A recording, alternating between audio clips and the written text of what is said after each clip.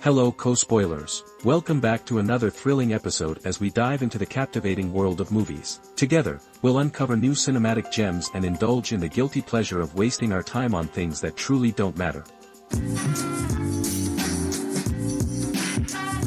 This is one of the latest movies of Liam Neeson.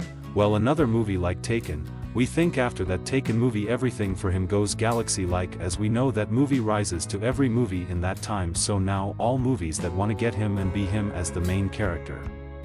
So everything is good, and now you know this one of the action movie for 2023. Enjoy and have fun. For the final decade or so, Liam Neeson has been turning out generally non-specific software engineers that have no genuine reason to exist other than the trust that one might turn out to be another. Taken, the 2008 thriller that got to be a gigantic around-the-world hit and suddenly re-evaluated him as an activity legend. I question I might title half of them without looking up Neeson's IMDb. Then once more, I suspect the same goes for him. In any case, the discharge prior this year of Neil Jordan's Marlowe, in which he depicted the incredible criminologist character Philip Marlowe, recommended Neeson was fair as tired with a current filmography comparable to Charles Bronson's within the 80s and needed to do something different. Even on the off chance that the comes about did not work, Neeson was attempting to do something commendable of his honest-to-goodness abilities. With his most recent extend, Retribution, anything flashes of exertion were on show in Marlowe have been mercilessly snuffed out. Here could be a film so destitute of thrills, fervor, or reason that it appears to have been custom-made to play in purge multiplexes amid the customarily dead final weeks of summer. This time around, Neeson plays Matt Turner, a Berlin-based speculation investor whose workaholism has driven a wedge between him and his spouse Heather, Embeth Davids, and kids Zach, Jack Winner, and Emily, Lily Aspel. Indeed, on the day he closes up concurring to drive the youthful ones to school, he spends half the ride talking down an apprehensive financial specialist at the command of his boss, Matthew Modine, so as not to lose their cash. But sometime recently he can finally drop the kids off. Another call comes in from a secret phone cleared out within the car. A masked voice then informs him of a pressure-controlled bomb underneath his situate that he incidentally activated when he sat down, and which is able to go off in the event that he tries to exit the car. With his kids stuck within the back and the voice undermining to blow him up remotely in the event that he lets anyone know of his situation or resists orders, making him observe a coworker go boom to demonstrate they aren't clowning, Matt is constrained to drive around doing different errands, whereas attempting to figure out who is doing this to him and why. In the meantime, the police, driven by Noma Dumazwini, persuaded that he's the aircraft, take after in hot interest. You guys still watching this clip? It's an action movie, of course. You guys want this kind of movie? If yes, kindly give us heads up. Like and comment for more of this. My baby is 3 months old now. Happy living the life, yeah? Another episode of Movie Recap, as this is the weekend routine for me to enjoy the day, for I don't know if we're gonna do this for a while, but we know we will, so let's have this moment for ourselves. Like a number of these later Neeson activity exhibitions, Reprisal could be a redo of an outside film. In reality, in what's maybe the sole curiously thing around it, it's really the third redo of the Spanish thriller of the same title, Danny de la Torre's El Desconocido, to rise since that film debuted in 2015.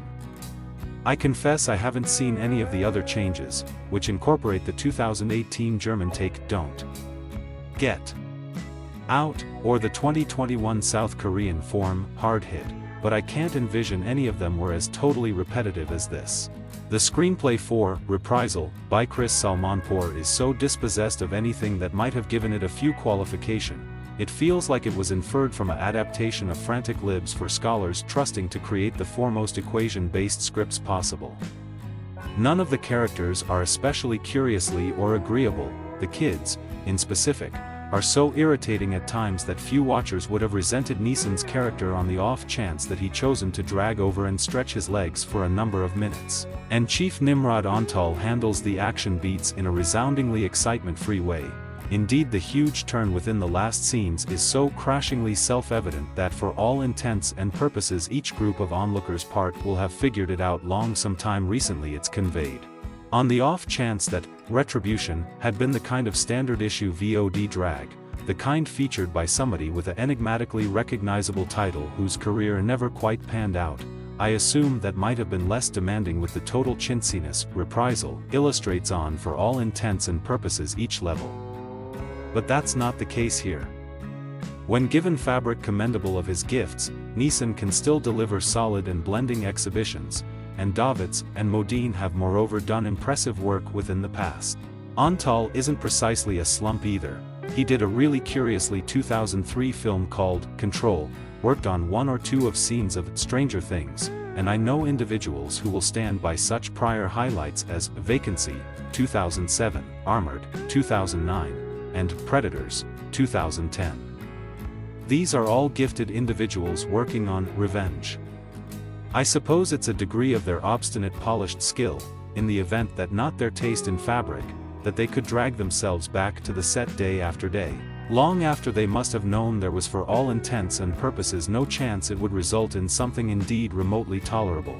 Thank you for coming everyone, this has been good and everything is far outstretched to everything we want.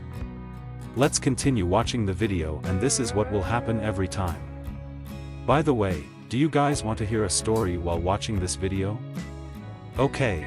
In the heart of the city, nestled amidst the neon lights and bustling streets, there was a peculiar little bar known as the Perplexed Parrot.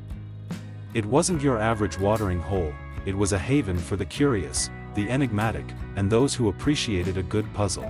One chilly evening, as I settled into my favorite barstool, the bartender, a wily character named Joe, leaned in and whispered, "You won't believe what happened last night, my friend." I leaned closer, intrigued. "What's the scoop, Joe?" Joe adjusted his bow tie and began, "Well, last night, in the corner booth, there was a man who claimed to have a parrot that could solve any riddle.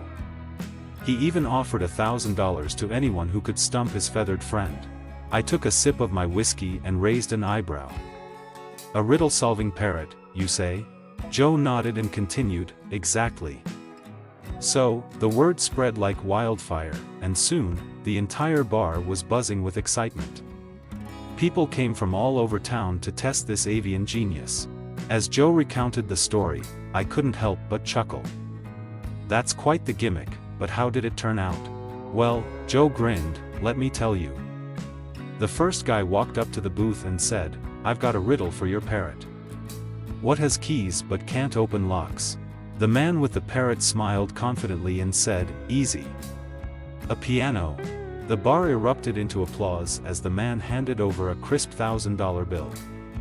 "But wait," Joe continued, "it didn't stop there.